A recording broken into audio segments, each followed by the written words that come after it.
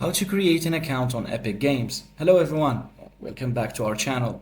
You might wonder, you want to create an account on Epic Games and you don't know how. In today's video, we'll be showing you how to create an account on Epic Games.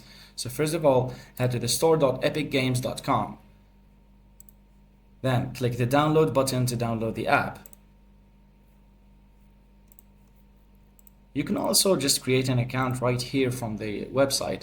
So instead of downloading the app to create your account, let's just do it first. So let me just log in from my account really quick. So you have this window right here. This is the sign in. Now I can sign in or create account. So we're going to choose create account. You need to choose your exact date of birth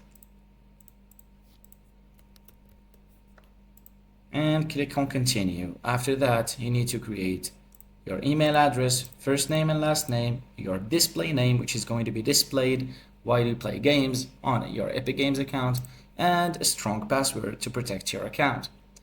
You can also check these boxes. This one is for news and surveys and special offers on your email, and this one is a must. You have to read and agree to the terms of service. After that, click on continue, and your account on Epic Games will be officially done. Thanks for watching, and don't forget to subscribe.